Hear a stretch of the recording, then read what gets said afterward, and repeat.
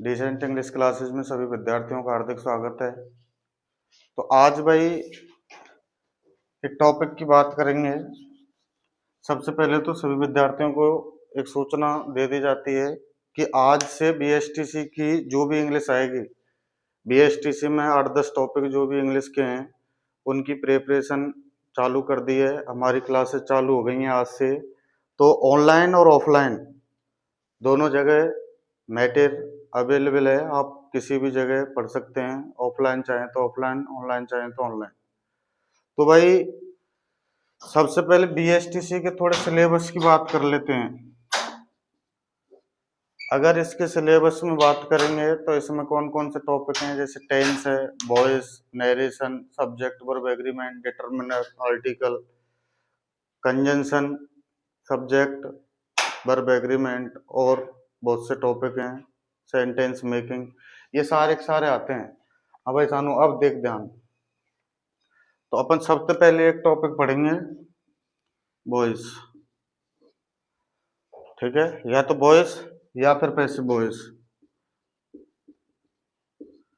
या तो वॉइस कह लें या फिर क्या कह लें, पैसिव वॉइस।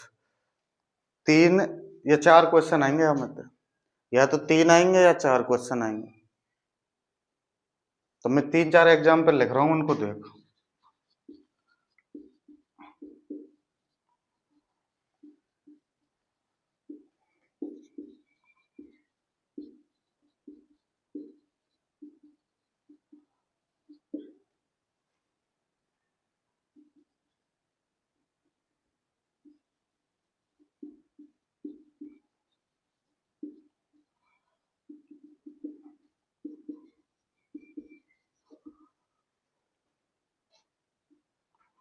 लेकिन तीनों एग्जाम्पल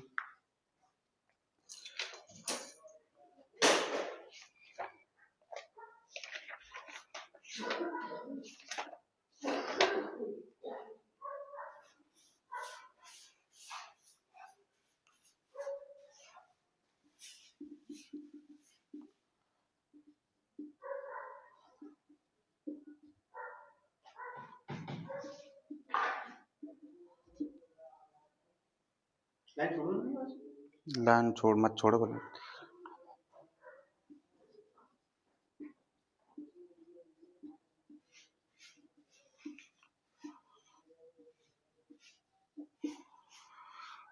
ये कुछ एग्जाम्पल हैं। There eggs sell by the dozen, sugar sells by the KG, honey is sweet when it is tasted, it is said that he is a rascal, there is no form to be rejected. ये example हैं, लिख लिए।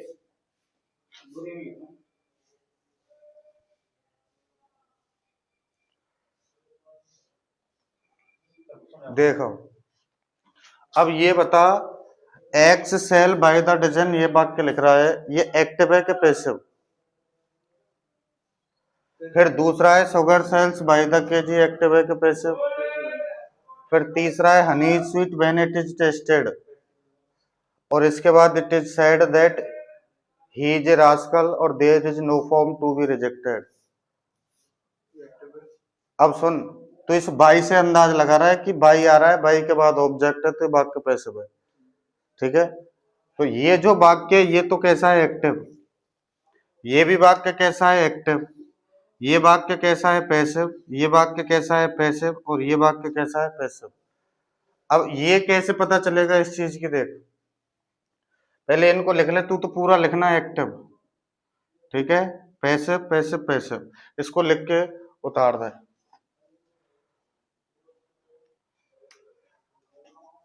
अब इसमें ध्यान क्या रखना है, बाई से तो बिल्कुल अंदाजा नहीं लगाना है कि वाक्य एक्टिव है कि पैसिव। फिर अंदाज कैसे लगाना है, अब देख मैं बताता हूं। अगर इनकी पता आपको लगाना है तो आपको क्या करना है, देख ये तो पता ही है अपन को कि do, does, did. Do does did के साथ वर्ब की कौन सी फॉर्म आती है, फर्स्ट। इजेमआर, वॉजबर, इनके साथ वर्ब की फर्स्ट फॉर्म में क्या आता है, आईएनजी। इसके बाद हैज, हैव, हैड, इनके साथ वर्ब की कौन सी फॉर्म आती है? थर्ड। मॉडल्स के साथ वर्ब की कौन सी फॉर्म आती है? फर्स्ट। और टू के साथ वर्ब की कौन सी फॉर्म आती है? फर्स्ट। अगर ये कंडीशन होती है तो वाक्य रहता है एक्टिव वॉइस। तो वाक्य कैसा रहता है? Active voice.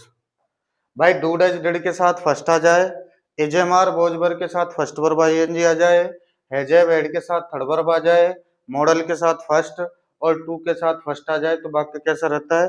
एक्टिव। लेकिन अगर इनके नियम बदल दें, अगर is am are was verb के साथ, अगर is am are was verb के साथ वर्ब की कौन सी फॉर्म आ जाए? थर्ड। हैज हैव के साथ क्या आ जाए? हैज हैव हैड के साथ बीन थर्ड आ जाए। क्या आ जाए? Been third. ठीक है भाई। इसके बाद मॉडल्स के साथ क्या आ जाए? Be third. मॉडल्स के साथ क्या आ जाए? Be third. टू के साथ भी क्या आ जाए? Be third. तो वाक्य कैसा है? Passive voice. 100%। ये 10वीं में पढ़ाए होंगे तब भी बताया होगा टीचरों ने कि पैसिव वॉइस बिना थर्ड फॉर्म के बनता ही नहीं है। भाई पैसिव में 100% क्या आती है? Third form. बात समझ में आ गई कि नहीं आई? अब डू डज डिड के साथ तो फर्स्ट आती है, ये तो बात अलग है, ये तो अफर्मेटिव की कहानी है। एजेमार बोझबर के साथ फर्स्ट वर्ब में आईएनजी आती है तो वाक्य रहता है एक्टिव। लेकिन अगर इसी के साथ थर्ड वर्ब आती है तो वाक्य कैसा बन जाता है? पैसिव। हैजेव एड के साथ थर्ड आती है तो वाक्य कैसा रहता है? एक्टिव। लेकिन हैजेव एड के साथ बीन थर्ड आ जाए तो वाक्य कैसा बन जाता है? पैसिव। मॉडल के साथ वर्ब की कौन सी फॉर्म आती है? फर्स्ट। लेकिन मॉडल के साथ बी थर्ड आ जाए तो वाक्य कैसा बन जाएगा? पैसिव। टू के साथ क्या आती है? फर्स्ट। लेकिन बी थर्ड आ जाए तो वाक्य कैसा बन जाएगा? पैसिव। अब निकाल अपने एग्जाम्पल में और देखो, हम पहले एग्जाम्पल में बी थर्ड आ रही है यानी थर्ड फॉर्म आ रही है। पहला एग्जाम्पल है, देख इधर, eggs sell by the dozen. Eggs sell by the dozen, यही एग्जाम्पल है। देख इधर, eggs sell by the dozen कि जो अंडे हैं वो किसके द्वारा बेचे जाते हैं? डजन, दर्जन में। ठीक है, तो एक्स जो होते हैं, अब ये रही सेल। सेल तो वर्ब की कौन सी फॉर्म है? फर्स्ट। और दूसरा एग्जाम्पल क्या लिखाया था? Sugar sell by the KG. ठीक है भाई। अब वर्ब की फर्स्ट फॉर्म में क्या आ रहा है? एस या ईएस। ये तो है गई वर्ब की फर्स्ट फॉर्म। ये फर्स्ट वर्ब में क्या है? एस या ईएस। तो ये भी वाक्य एक्टिव है। इसके बाद तीसरा एग्जाम्पल था हनी इज टेस्टेड। बस यही आ गई बात। Honey is sweet when it is tested. अब ये वाक्य है भाई, Honey is sweet when it is tested. ये वाक्य अलग है, ये वाक्य अलग है। इसको किससे जोड़ रखा है? वेन से। वेन किसका काम कर रहा है? कंजंक्शन। ये भी टॉपिक है और ये 12वीं में भी पढ़ा होगा कंजंक्शन तो। ठीक है भाई, ये क्या है? कंजंक्शन है। और इट इज टेस्टेड, अब देख ले, ये रहा एजेमार भोजबर। एजेमार भोजबर के साथ वर्ब की कौन सी फॉर्म आती है? First verb ING. लेकिन यहाँ वर्ब की कौन सी फॉर्म आ रही है? थर्ड। तो ये वाक्य एक्टिव है कि पैसिव? पैसिव। आई बात समझ में कि नहीं? अब अगला एग्जाम्पल बोल।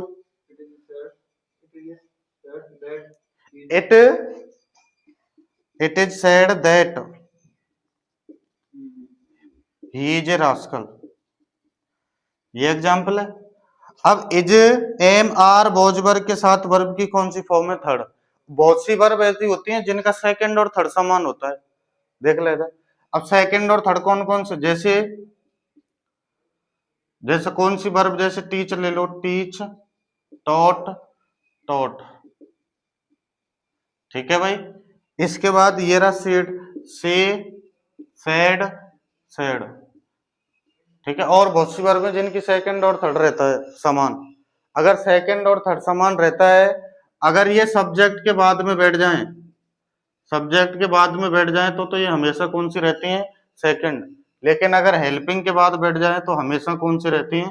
थर्ड। बस ये ध्यान रखने वाली बात है। अब हेल्पिंग के बाद बैठ रही है कि सब्जेक्ट के बाद? इधर देखा एग्जाम्पल पे, हेल्पिंग के बाद बैठेगी तो ये सेड कौन सी बन जाएगी? थर्ड। जब एजेमार वॉज के साथ थर्ड आती है तो वाक्य कैसा बन जाता है? पैसिव। ये उससे अगला एग्जाम्पल भी ऐसा ही। बस अगर टू के साथ बी थर्ड आ जाएगी तो भी वाक्य कैसा रहेगा? पैसिव। मॉडल के साथ बी थर्ड आ जाएगी तब भी वाक्य कैसा रहेगा? पैसिव। ऐसा करें, इन दोनों गोला निकाल, पहला गोला ये और दूसरा गोला वो।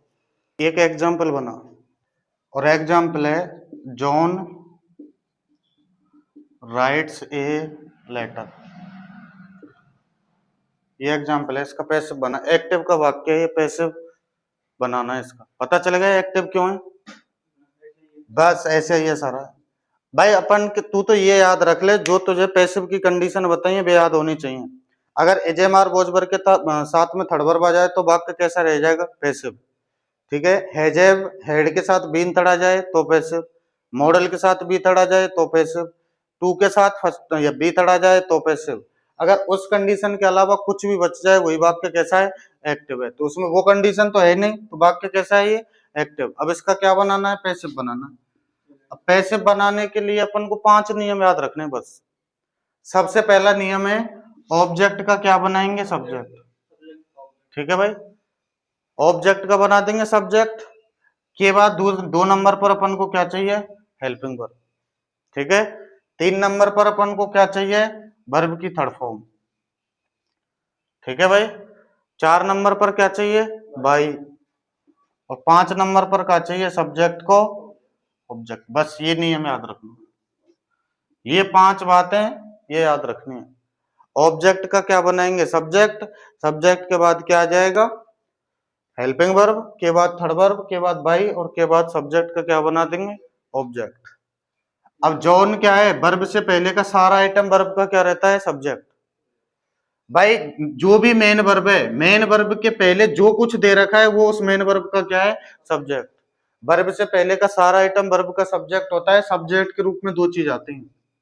सब्जेक्ट के रूप में कितनी चीज आती हैं? 2, या तो नाउन या प्रोनाउन।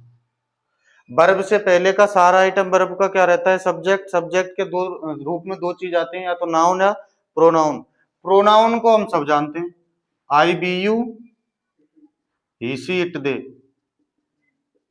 नेम नाउन में जाता है। I we you, he she it they, इनके अलावा जो कुछ बच गया वो क्या है? नाउन। अब जॉन लिख रहा है, जॉन तो नाम है और नाम तो क्या होते हैं? नाउन। तो वर्ब से पहले का सारा आइटम वर्ब का क्या रहता है? सब्जेक्ट। ये क्या है? वर्ब। अब तुम्हें वर्ब तक का पढ़ना है। कहां तक का पढ़ना है? वर्ब तक का। जॉन राइट्स, जॉन लिखता है। आपने पूछा क्या? ये जवाब जो होगा, अगर ये जवाब किसका आता है? हुम और बॉट का। अगर ये जवाब किसका आता है? हुम या बॉट का। हुम मतलब किसे या किसको, और बॉट का मतलब क्या? भाई वर्ब तक का पढ़ के अगर तुम्हारी जबान से निकले हुम और बॉट, तो वही शब्द क्या बन जाता है? ऑब्जेक्ट। वही शब्द क्या बन जाता है? ऑब्जेक्ट।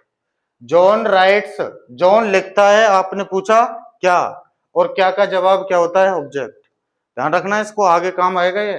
वर्ब तक का पढ़ के, बस वर्ब तक पढ़ना है, जो मेन वर्ब दे रखी है वहां तक। समझ में आ रही बात? मेन वर्ब पढ़ने से अगर हुम और व्हाट का जवाब आता है तो तुरंत समझ जाओ वो क्या है? ऑब्जेक्ट।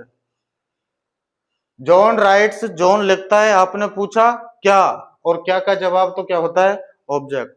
तो ऑब्जेक्ट क्या है इसमें? A letter. ए लेटर को आगे ले आएंगे, क्या बन जाएगा? A letter. अगर वर्ब की फर्स्ट फॉर्म दे रखी है, चाहे वर्ब की फर्स्ट फॉर्म दे रखी हो, वैसे आगे इसको लिखाऊंगा मैं, वर्ब की फर्स्ट फॉर्म दे रखी हो, चाहे फर्स्ट वर्ब में एस दे रखे हो, चाहे डू या डज दे रखे हो, चाहे क्या दे रखे हो? डू या डज, इन सभी को किस में बदलते हैं? एजेएमआर में। या ऐसे ध्यान रख ले, प्रेजेंट इंडेफिनिट टेंस किस में बदलता है? प्रेजेंट कंटिन्यूअस में। बात समझ में आ गई कि नहीं आई? तो वो टेंशन की बात हमने तो छोड़, वो याद नहीं रखनी, ये याद रखना है। अगर वर्ब की फर्स्ट फॉर्म आती है, या फर्स्ट वर्ब में एस आते हैं, या डू या डज आते हैं, तो उसको किस में बदलना है? एजेएमआर में। अब ए लेटर आ गया, फर्स्ट वर्ब में एस दे रखे हैं, भाई सबसे पहला काम अपना ये है, ऑब्जेक्ट का क्या बनाना है? सब्जेक्ट। ऑब्जेक्ट का बन गया सब्जेक्ट। ऑब्जेक्ट का सब्जेक्ट बनाने के बाद क्या लगानी है? Helping verb. अब हेल्पिंग वर्ब बता ये लेटर के हिसाब से क्या आएगी इसमें? एज आ जाए भाई। जो ए लेटर इज, इज के बाद वर्ब की थर्ड फॉर्म आएगी, और राइट की थर्ड फॉर्म क्या होती है? रिटन। उच्चारण होता है रेटन। सही उच्चारण क्या है? रेटन। तो ए लेटर इज रेटन के बाद क्या आ जाएगा? बाई, और के बाद क्या आ जाएगा? सब्जेक्ट का ऑब्जेक्ट। सब्जेक्ट क्या है? जॉन। तो जॉन कोई प्रोनाउन नहीं है जो चेंज होगा, डायरेक्ट है। आगे बात समझ में कि नहीं आई? इस एग्जाम्पल को उतार ले, एक इस एग्जाम्पल को उतारने के बाद उसको उतार लेना। ठीक है भाई। तो ऑब्जेक्ट का subject, helping verb, third verb by, और सब्जेक्ट का क्या बना देंगे? ऑब्जेक्ट। ठीक है, ये जरूर याद रखना है।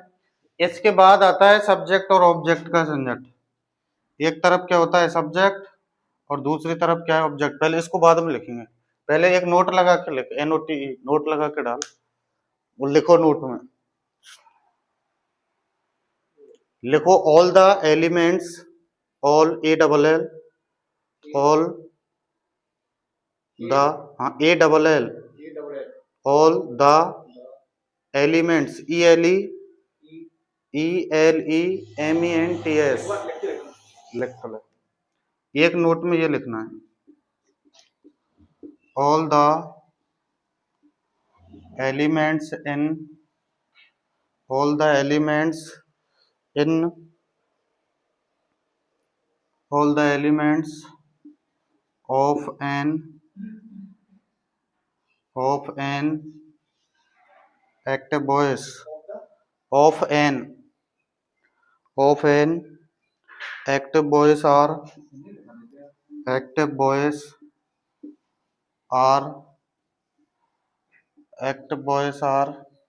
present. All the elements of an active voice are present in passive voice. In passive voice. एक नोट और लो, all the elements of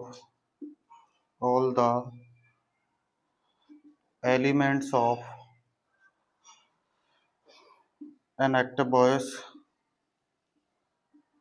all the elements of an active voice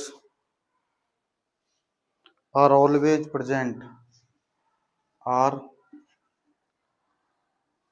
always present in passive voice. इसमें क्या लगा ले, जो cross, इसमें क्या लगा लेना? यस।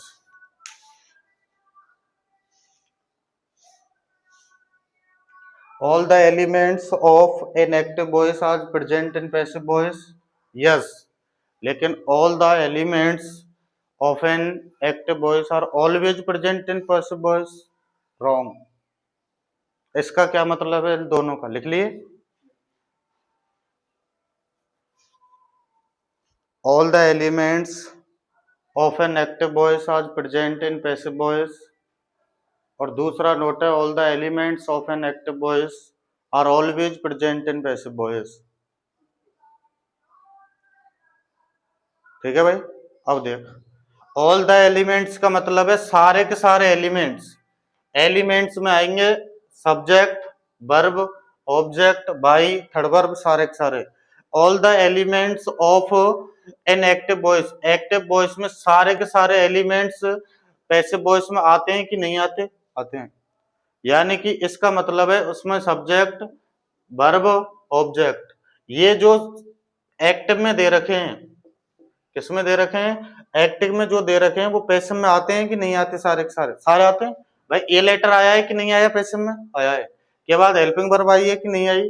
के बाद वर्ब आई है कि नहीं आई? चाहे ये फर्स्ट हो चाहे थर्ड हो, लेकिन वर्ब तो आई है। ठीक है। के बाद क्या आया है? बाई, और के बाद क्या आया है? सब्जेक्ट। ठीक है। तो सारे के सारे आते हैं, आते हैं।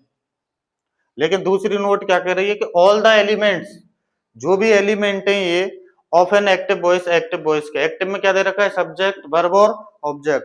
तो सारे के सारे एक्टिव वॉइस के जो एलिमेंट हैं वो always present in passive voice. क्या हमेशा रहते हैं? हमेशा नहीं रहते भाई। आगे अपन नियम पढ़ेंगे अनइम्पोर्टेंट का नियम।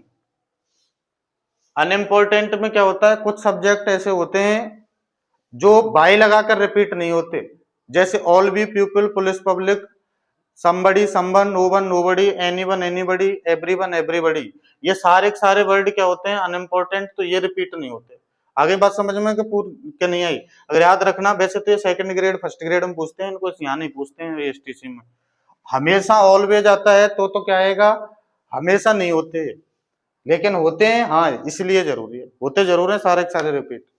ठीक है भाई, ये दोनों नोट हो गए। इसके बाद लिख एक भिन्नत लिखाऊंगा भैया, वो तो पूरे they B all people police public peasantry. इसके बाद someone somebody no one nobody anyone anybody और एवरीवन एवरीबडी। ठीक है भाई, इसके बाद देख ले सब्जेक्ट और ऑब्जेक्ट की एक सारणी और बना, एक तरफ सब्जेक्ट और एक तरफ ऑब्जेक्ट। ठीक है, इसको समझ ले। सब्जेक्ट में जो भी प्रोनाउन है कौन कौन से, प्रोनाउन में कौन कौन से आएंगे? फर्स्ट पर्सन है आई बी, ठीक है, सेकंड पर्सन है यू, थर्ड पर्सन है ही सी इट और दे। ठीक है भाई, तो आई का ऑब्जेक्टिव केस क्या होता है? मी। बी का क्या होता है? अस। यू का क्या होता है? यू। ही का क्या होता है? हिम। सी का क्या होता है? हर। इट का क्या होता है? इट। और दे का क्या होता है? देम। बस ये याद रखना है। अगर सब्जेक्टिव केस में आई दे रखा है तो उसका ऑब्जेक्टिव क्या हो जाएगा? मी। मी दे रखा है ऑब्जेक्टिव में तो उसका सब्जेक्टिव क्या हो जाएगा? आई। ऐसे ही क्रॉस याद रखना है। बी का क्या होता है? अस। यू का यू, ही का हिम, सी का हर, इट का इट, दे का देम। एक इस सारणी को और क्या कर ले, इस सारणी को और, तो सब्जेक्टिव केस और ऑब्जेक्टिव ध्यान रखना है। आई का मी, बी का अस, यू का यू, ही का हिम, सी का हर, इट का इट और दे का देम। अब एक्टिव से पैसिव बदलने के नियम हो रहे हैं कुछ। इधर की साइड में एक्टिव है तो इसको पैसिव में कैसे बदलेंगे? ठीक है भाई, अगर इधर की साइड में आपको फर्स्ट वर्ब दी जाती है या फर्स्ट वर्ब में क्या दिया जाता है? एस या एस, ठीक है, या फिर डू दिया जाता है या फिर डज। ये ध्यान रखना है, डू डज के साथ तो नोट आएगा तभी ये हेल्पिंग का काम करेंगे। वाक्य कैसा बन जाएगा? नेगेटिव। फर्स्ट वर्ब या फिर फर्स्ट वर्ब में एस या एस या फिर डू या डज दिया जाता है तो इसको किस में बदल देंगे? एजेमार में, सबसे पहली बात। ठीक है भाई, इतना कर देखो। अगर ये ना मिलके आपको या तो वर्ब की सेकंड मिल जाए या फिर आपको क्या मिल जाए? डेड, इसको किस में चेंज कर देंगे? वॉज या वर्ब में। ठीक है, इसके बाद आता है 3 नंबर, हैज, हैव, हैड। अगर आपको हैज हैव हैड मिल जाए तो इसमें क्या लगा देंगे? बीन। ठीक है, वर्ब की थर्ड फॉर्म तो आएगी आएगी। बीन के बाद इसके बाद क्या आता है? इसके बाद आते हैं मॉडल्स। ठीक है, मॉडल्स में क्या लगा देंगे? बी। ठीक है, इसके बाद आता है टू, टू में क्या लगा देंगे? B.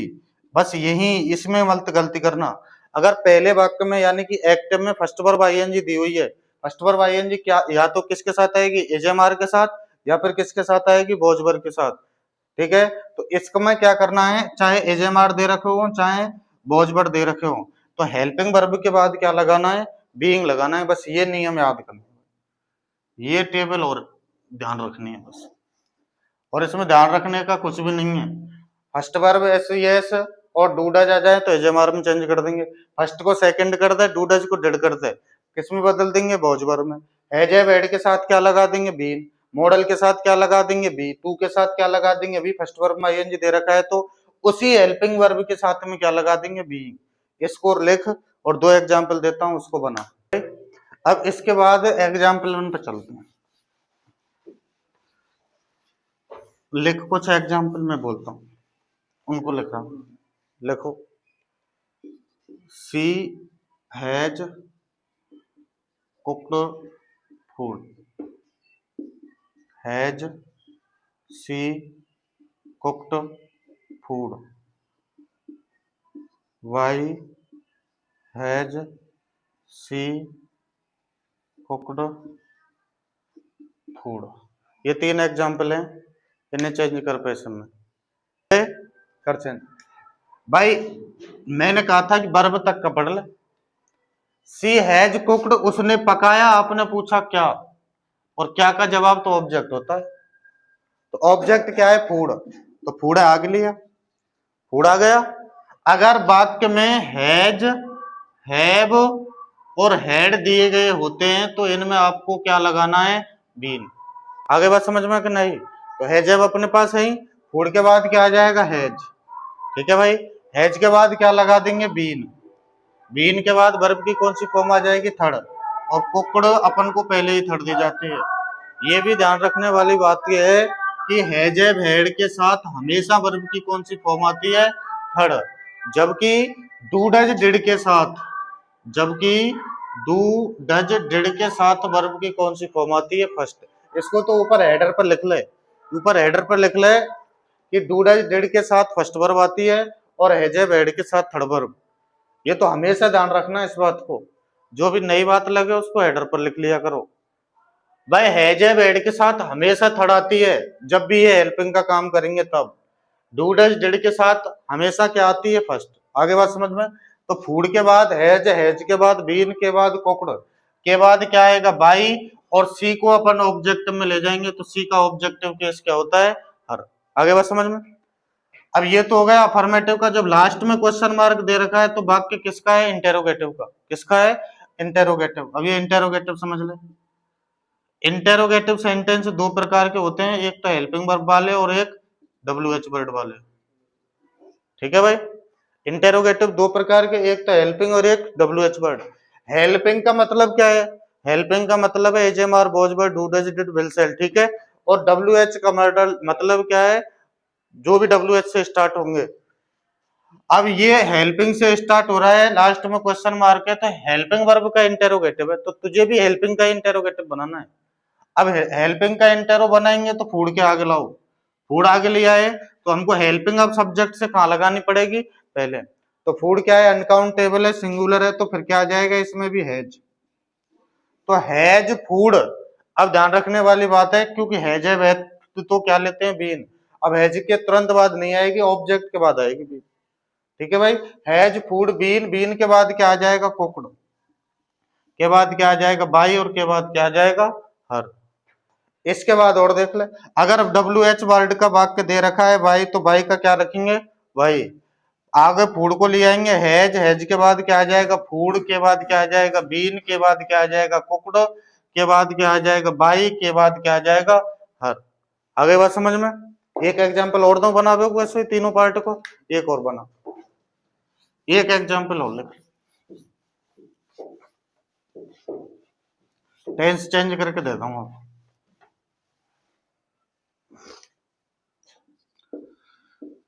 She is singing a sweet song. Is she singing a sweet song? बताऊंगा। और देख ले, why is she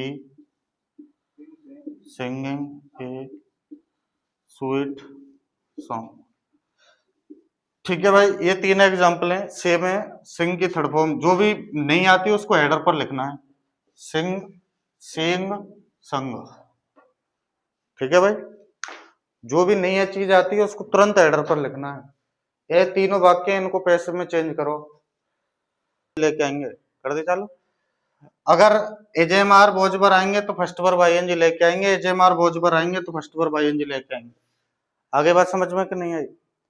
अब फर्स्ट वर्ब आईएनजी लेके आएंगे, फर्स्ट वर्ब आईएनजी का मतलब है तुझे हेल्पिंग वर्ब के बाद क्या ऐड करना है, बीइंग। कैसे ऐड करना है देख ले इधर, 100%, चाहे प्रेजेंट कंटिन्यूअस हो चाहे पास्ट कंटिन्यूअस, क्योंकि फ्यूचर पर कंटिन्यूअस का बनता नहीं है। आ रही बात समझ में कि नहीं आ रही। एजेएमआर बोझबर आ जाए, क्योंकि वो फर्स्ट वर्ब आईएनजी लेके आएंगे, तुझे भी बीइंग लगानी है। वर्ब तक का पढ़ ले। सी इज सिंगिंग, वो है गाती है। आपने पूछा क्या, और क्या का जवाब तो ऑब्जेक्ट होता है, तो ऑब्जेक्ट क्या है, ये स्वीट सॉन्ग। क्या बन जाएगा, ए स्वीट सॉन्ग के बाद क्या आ जाएगा, एज के बाद क्या आ जाएगा, बीइंग। बस यही ध्यान रखने वाली बात है। ए sweet song is being, being के बाद क्या आ जाएगा, संग बाई हर। बात समझ में आई कि नहीं आई। दूसरा देख ले। अब तुझे एजेएमआर आगे दे रखे हैं, लास्ट में क्वेश्चन मार्क दे रखा है, कहने का मतलब हेल्पिंग का प्रश्न है। जब हेल्पिंग का इंटेरोगेटिव है तो इसको तू भी हेल्पिंग में बदल दे। ए स्वीट सॉन्ग के लिए भी क्या आता है, एज, एज के बाद क्या आ जाएगा, ए स्वीट सॉन्ग। बस ध्यान रखने वाली बात है। अब क्या आएगा, बीइंग, और बीइंग क्या आएगा, ऑब्जेक्ट के बाद में। तो as a sweet song being, being के बाद थर्ड वर्ब आ जाएगी संग, संग के बाद क्या आ जाएगा बाई, और बाई के बाद क्या आ जाएगा हर। आपको भी क्या लगाना है, क्वेश्चन मार्क। ध्यान रखना जब वहां पर क्वेश्चन आएगा ना बीएसटीसी में, इधर सुन ले, अगर वो प्रश्न इसका देंगे ना, किसका, इंटेरोगेटिव का, तो दो एग्जाम्पल यानी कि ऑप्शन आएंगे वहां चार, कितने ऑप्शन आएंगे, चार, चार ऑप्शन में टिक लगाना है। तो ये याद रखना जब इंटेरोगेटिव का दे रखा है, दो उसमें ऐसे आएंगे जिनके पीछे फुल स्टॉप लगा हुआ होगा। क्या लगा होगा, फुल स्टॉप। तो ये तो तुरंत ही समझ में आ जाना चाहिए, देखते ही उड़ जाए, क्योंकि भाई जब प्रश्न में एक्टिव पैसिव में इंटेरोगेटिव दे रखा है तो उसका पैसिव भी कैसा बनेगा, इंटेरोगेटिव, अफर्मेटिव नहीं बन सकता। लेकिन नरेशन जब पढ़ाऊंगा ना, जब बताऊंगा कि चाहे अफर्मेटिव हो, चाहे नेगेटिव हो, चाहे इंटेरोगेटिव हो, चाहे WH वर्ड का इंटेरोगेटिव हो, उसका हमेशा उसमें फुल स्टॉप आता है लास्ट में नरेशन में। लेकिन जैसा एक्टिव में ऐसा ही पैसिव आएगा। ध्यान रखना इस बात को, 200% ऐसे क्वेश्चन आएंगे जिन दोनों के ऑप्शन में फुल स्टॉप लगा होगा और दोनों में क्वेश्चन मार्क। तो क्वेश्चन मार्क वालों पर ही जाना है, फुल स्टॉप वालों पर जाना नहीं है। और जो फुल स्टॉप वाला पूछेंगे उनमें क्वेश्चन मार्क वाला देंगे। तो is a sweet song being sung by हर, इसके बाद आ गया बाई, तो बाई का तो बाई रहेगा, ए स्वीट सॉन्ग के लिए क्या आ जाएगा, एज के बाद क्या आ जाएगा, ए स्वीट सॉन्ग के बाद क्या आ जाएगा, बीइंग के बाद क्या आ जाएगा, संग के बाद क्या आ जाएगा, बाई के बाद क्या आ जाएगा हर। आगे बात समझ में कि नहीं, एक एग्जांपल और बना, एक एग्जांपल और बना, और लिख उस एग्जांपल को और लिख, इसका ही देता हूं तीनों का। He is studying English grammar, और is he studying English grammar, लिख दूंगा। और देख ले, why is he studying English grammar, ठीक है, स्टडी स्टडीड स्टडीड, कर इनको change. He is studying English grammar, verb तक का पढ़ ले, ही इज स्टडिंग, वह अध्ययन कर रहा है, आपने पूछा किसका या क्या, तो ऑब्जेक्ट वो हो गया, तो क्या आ जाएगा, English grammar, English grammar singular है तो क्या आ जाएगा, इज के बाद क्या आ जाएगा, बीइंग के बाद क्या आ जाएगा, स्टडीड के बाद क्या आ जाएगा, बाई, और के बाद क्या आ जाएगा, सॉरी, ये तो इसी का ऑब्जेक्टिव क्या होता है, ठीक है भाई। अब एज है तो एज ले लो, इंग्लिश ग्रामर है तो इंग्लिश ग्रामर आ जाएगा, इंग्लिश ग्रामर के बाद क्या आ जाएगा, बीइंग के बाद क्या आ जाएगा, स्टडीड के बाद क्या आ जाएगा, बाई के बाद क्या आ जाएगा, हिम, ठीक है। और देख ले, बाई का क्या रहेगा, बाई इज इंग्लिश ग्रामर के बाद क्या आ जाएगा, बीइंग के बाद क्या आ जाएगा, स्टडीड के बाद क्या आ जाएगा, बाई के बाद क्या आ जाएगा, हेम, और लास्ट में कुछ। आगे बात समझ में कि नहीं आई। और एग्जांपल दो, और लिख ले, और लिख लो, और एग्जांपल लिखो, लिखो भाई, you were learning a lesson, और लिख लो, was were you learning a lesson, why were you learning a lesson. बनाओ भाई इनको, गए भाई, मिलाओ, तो इसका क्या बन जाएगा, ए लेसन वॉज, चलो मैं बना के देता हूं, देखो, ए lesson was being learned by, you का क्या रहेगा, यू, आगे का बन जाएगा, was a lesson being learned by you, और इसका क्या बन जाएगा, by was a lesson being learned by you. ठीक है भाई। एक और एग्जांपल बना, सी प्लेज चेस, सी प्लेज चेस बना इसको, सी प्लेज चेस, ये एक वाक्य है, इसको और बना। समझो, ये सेकंड ग्रेड को है। How do you know lecturer. भाई ये तो बना लिया, चेस का क्या रहेगा, चेस के बाद क्या आ जाएगा, एज के बाद वर्ब की थर्ड फॉर्म आ जाएगी, प्लेड के बाद क्या आ जाएगा, बाई के बाद क्या आ जाएगा, हर। आगे बात समझ में। वो गलत कराया वाने नो की जगह, यानी कि वो एरर को क्वेश्चन पूछो, नो न्यू नोन। अब एरर को क्वेश्चन पूछो, वो न्यू है फर्स्ट समझ रहे हो, अब न्यू है फर्स्ट समझ रहे हो, जबकि फर्स्ट तो क्या होती है, नो। तो इसको एरर सही करने की बजाय इस पे सही कराया, जबकि सही क्या था, न्यू था, ये गलत, ऐसी गलती है। हाउ डू यू नो हर, भाई हाउ तो WH वर्ड है, तो हाउ तो आगे रहेगा, ठीक है। के बाद हर है, आगे ले आओ, क्या बन जाएगा, सी, सी क्या लेता है, डू डज है, तो किसमें बदलेंगे, एज एम आर में, सी के साथ क्या आता है, हाउ इज सी, सी के बाद नो की थर्ड फॉर्म क्या होती है, नॉन, ठीक है भाई। अब नॉन के साथ क्या नहीं आएगा, बाई नहीं आएगा, नॉन के साथ क्या आएगा, टू, टू के बाद क्या आएगा, यू, ये ध्यान रखना बस, क्योंकि कुछ इंपॉर्टेंट प्रेपोजिशन है, फिक्स प्रेपोजिशन के नाम से पढ़ते हैं उनको, फिक्स्ड प्रेपोजिशन,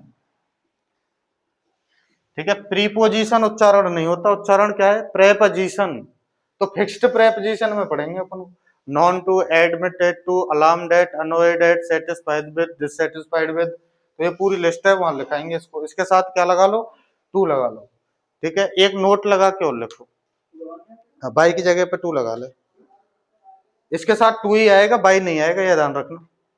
जब भी नो की फॉर्म आएगी, नो न्यू नॉन, इनके साथ हमेशा कौन सा प्रेपोजिशन आएगा, टू, ना कि बाई, लिखो नोट में। ये तो ध्यान रह जाएगा कि इसके भी नोट, इसकी नोट लगाने की आवश्यकता नहीं है, लिखो। कुछ सब्जेक्ट्स ऐसे होते हैं, लिखो सभी, कुछ सब्जेक्ट्स ऐसे होते हैं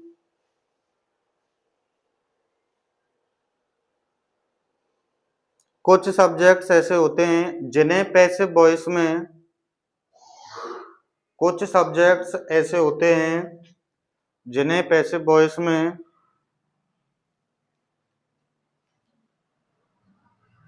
बाई लगाकर नहीं लिखा जाता है, कुछ सब्जेक्ट्स ऐसे होते हैं जिन्हें पैसिव वॉइस में बाई लगाकर नहीं लिखा जाता है, क्योंकि या तो ये अंडरस्टूड, क्योंकि या तो ये अंडरस्टूड नहीं लिखा जाता है, क्योंकि या तो ये अंडरस्टूड, ऊपर देख ले, क्योंकि या तो ये अंडरस्टूड होते हैं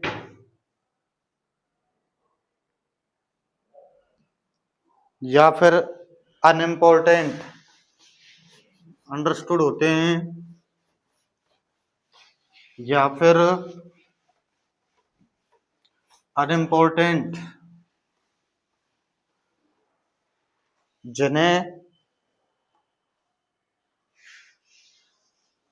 जिन्हें ढूंढना मुश्किल होता है,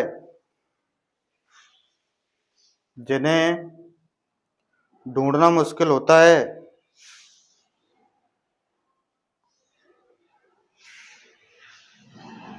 जिन्हें ढूंढना मुश्किल होता है, हो गया, जिन्हें ढूंढना मुश्किल होता है, ठीक है। तो कुछ ऐसे सब्जेक्ट हैं जो बाई लगाकर रिपीट नहीं होंगे, कौन कौन से लिस्ट लगा लें, जैसे मैं लिस्ट लगा रहा हूं ऐसे लगानी है, they, B, all, pupil, police, public, children, one, someone, somebody, हाँ ऐसे लिखना है, someone, somebody, no one, nobody, anyone, anybody. तुझे तो नीचे ही लिखना है, मैं उस ऊपर लिख रहा हूं एवरीवन और एवरीबडी। तो ये कुछ ऐसे सब्जेक्ट हैं जिन्हें बाई लगाकर आप नहीं लिख सकते। ये क्या होते हैं? Unimportant. They B, all, people, police, public, children, one, someone, somebody, no one, nobody, anyone, anybody. ठीक है। और एक और वर्ड लिखना चाहें तो आप लिख लो डॉक्टर, ये भी आता है इसी में। They B, all, people, police, public, children, doctor, one, someone, somebody, no one, nobody, anyone, anybody, everyone, everybody. तो सभी विद्यार्थियों को सूचित किया जाता है और आगामी सूचना आपको दी जाती है कि आज हमारी फर्स्ट क्लास हुई है बीएसटीसी की। तो जो भी विद्यार्थी, किसी की तबीयत खराब है, कोई शादी में गया है, किसी को विशेष काम है, तो आपको सबसे महत्वपूर्ण काम एक ही है, और जो है आपकी पढ़ाई। जिसका पहला बैच, जिसकी पहली क्लास आज हो गई है बीएसटीसी की, इसलिए सभी विद्यार्थी जो ऑनलाइन पढ़ रहे हैं या जो ऑफलाइन पढ़ रहे हैं और जो बीएसटीसी की तैयारी करना चाह रहे हैं, उनकी कोचिंग हीरादास सुभाष नगर में अशोक पार्क के पास चल रही है। तो सभी विद्यार्थी ऑफलाइन जुड़ सकते हैं, और जो भी अपने विद्यार्थी हैं वो कल से अपने समय पर 7 बजे से अपने समय पर जुड़ें, और आपकी कक्षाएं 12 बजे तक चलेंगी। तो आज के लिए इतना ही, और कल से जुड़ना नहीं भूलें। धन्यवाद, नमस्कार।